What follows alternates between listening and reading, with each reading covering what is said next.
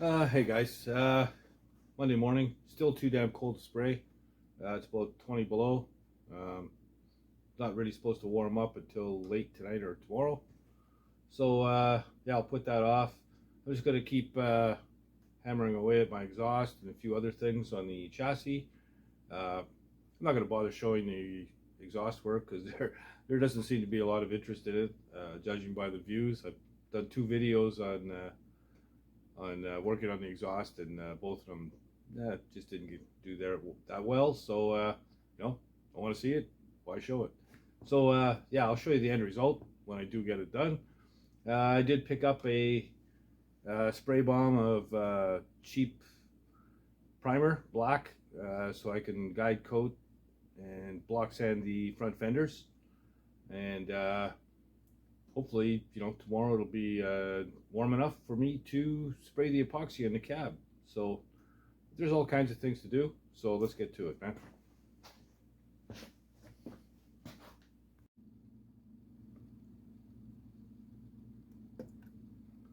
So there you go. It's warmed up. My roof is leaking. What happens is the ice builds up at the edge of the roof and water dams up against the ice and then flows back under the shingles and causing the roof to leak. So there's nothing wrong with the shingles. They're only 2 years old, but a couple small leaks. I have to work through it. So anyway, I should be able to spray sometime later today. Here's what I'm talking about, ice damming. So you've got the slope coming down here and then it kicks out at the bottom. Well, where it kicks out, as the sun melts the snow and stuff on the roof, it runs off. When it gets to here, there's no insulation there. It's just the eaves. So it freezes almost instantly. So what you end up with is this. A whole bunch of ice at the edge of your roof. And like I say, the water dams up against the ice and then backs up under the shingles, causing a leak. One of the joys of living in Northern Ontario. Okay, so there you go. It's just a shitty roof design. That little kick-out thing there, it's kind of a decorative thing and it sucks. But anyway, it's an issue I've had to deal with every year. So I'm going to wait for it to warm up a few more degrees yet. It's supposed to get about 6 or 7 degrees warmer than it is right now. It's early in the morning anyhow. And until then, I'm going to block sand the two front fenders and maybe get working on the rear fenders as well. So I'm going to end up with a whole bunch of things ready to coat with another shot of the gray primer, the high build stuff. So yeah, I'll just tilt this down a little bit. We're going to put a guide coat on first. Bear with me. There we go.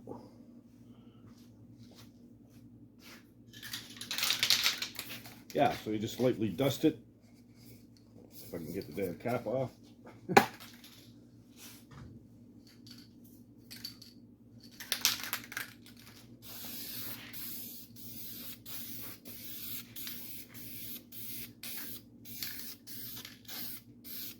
Just like that, nice and light. Just so that when you sand it, you've got the contrast of the gray underneath, and underneath the gray, where there's going to be high spots, that'll show up as black because there's epoxy primer underneath it, right? There you go, one guide coat done. So we'll let that set up for a few minutes and then we'll come back and start sanding. Okay, so I'm trying out a different type of sandpaper, aluminum oxide. It was in the carpentry section. And we'll give it a shot and see how it performs. I haven't tried it before, so I don't know. And again, when you're block sanding, you want to go one direction and then the other direction in an X pattern. So yeah, we'll just get started on it.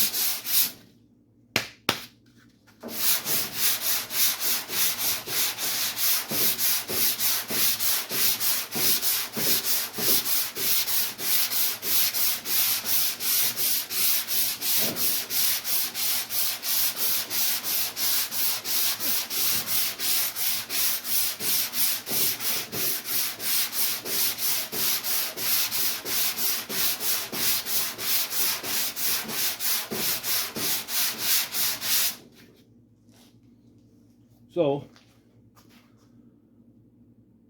I'm going to tilt this down just a little bit.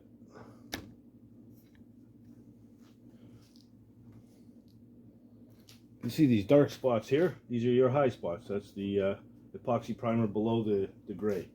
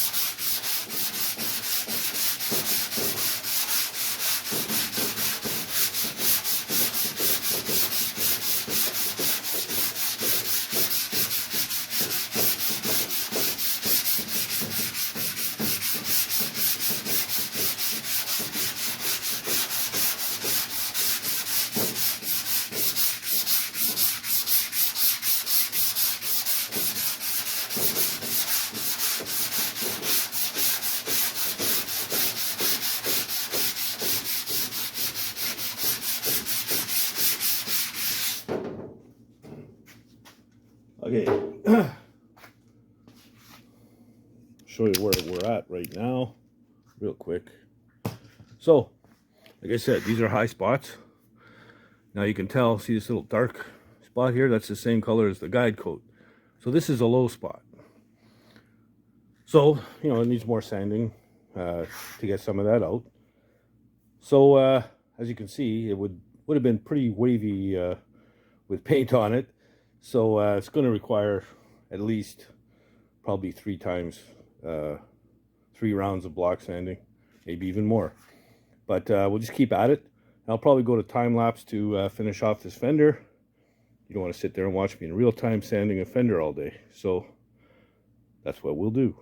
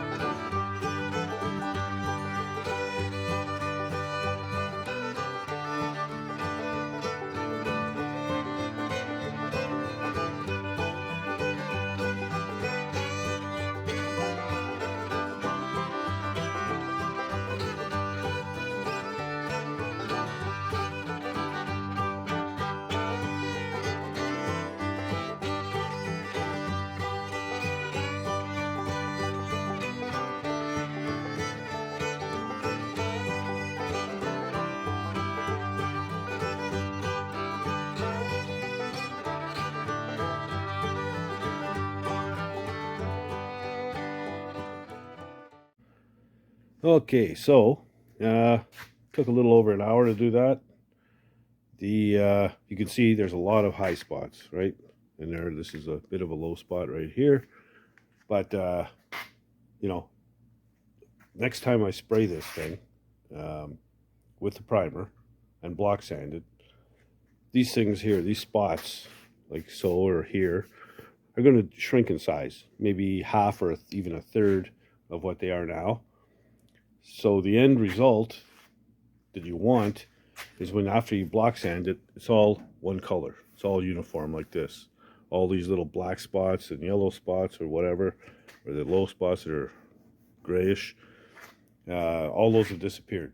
So you want to knock the high spots down and fill the low spots up. So yeah, you know, even up here there's quite a bit. This was pretty wonky. And then down here, you notice I tapped it with a hammer right here. I sanded through to bare metal almost immediately. Just barely touched it and it was through the metal. I thought it might have been filler and I would be able to shape it, but no. So I had to tap it down with a hammer, and it feels pretty good now. I think I can even get away without using any filler, just a primer. So that's where I'm at on this. I'm gonna go ahead and get on the next one. But, you know, I'm not going to show you that. I just showed you. So it's the same deal, same thing. And, you know, the thing about block sanding is it's so much fun that you get to do it 3 or 4 times on each piece. It'll drive you nuts.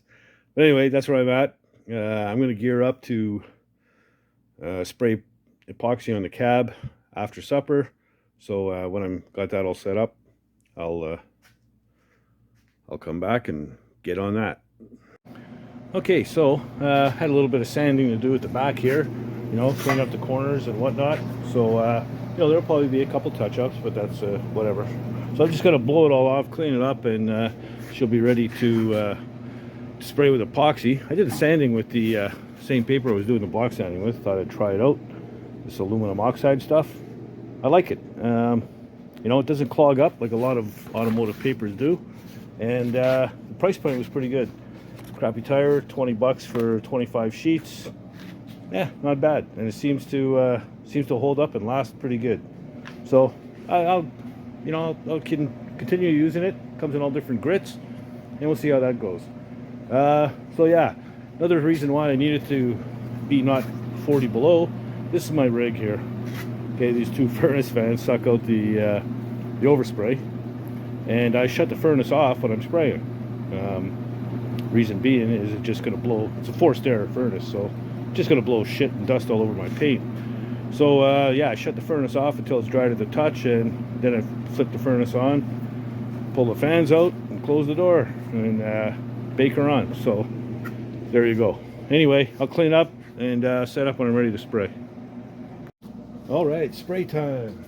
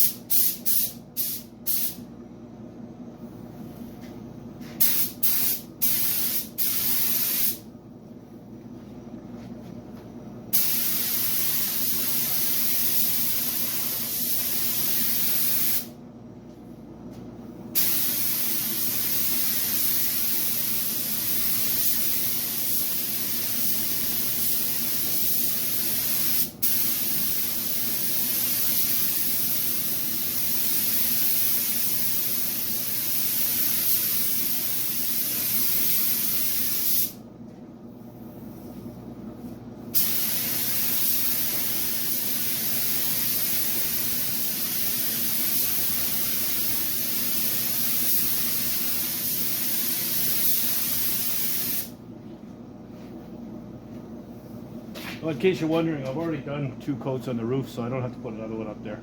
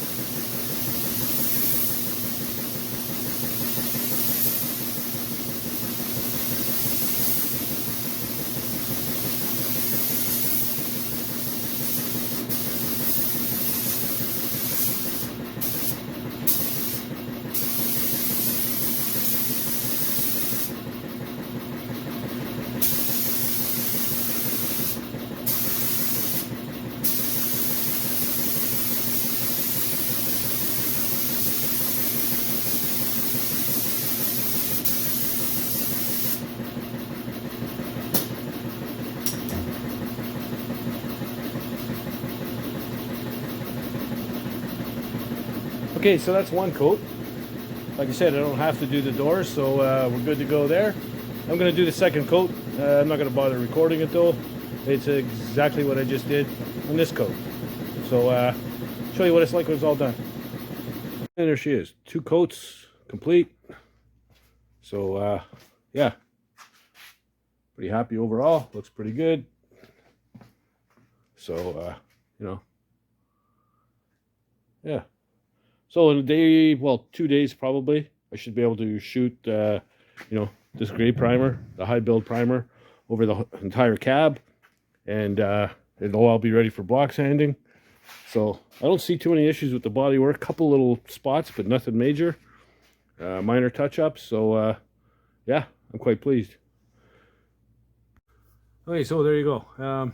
You know, now I can bring the cab up to the rest of the stuff I have done in primer, the doors and fenders and whatnot, and eventually we'll get it all, you know, all at the same point, and we'll get it all block sanded and looking pretty and ready for paint. So that's you know, we're not far away, especially on the cab. And once the cab is painted, it'll go back on the frame permanent, and that'll be it. So yeah, it's a big deal.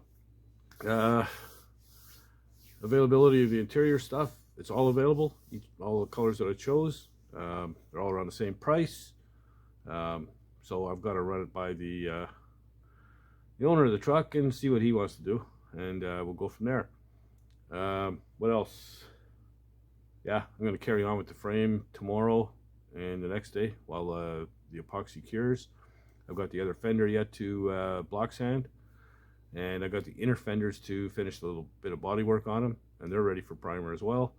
So moving right along on the body panels, no worries there. And yeah, all good. So new subscribers, thanks again, another good bunch. You know, spread the word, tell your buddies, and if you haven't subscribed already, please subscribe. I'd appreciate it. And you know, don't be afraid to leave comments down below. I enjoy the comments and do try to respond to every single one of them. So you know, and if you're not doing anything else, get in the garage and build something, man. Later, guys.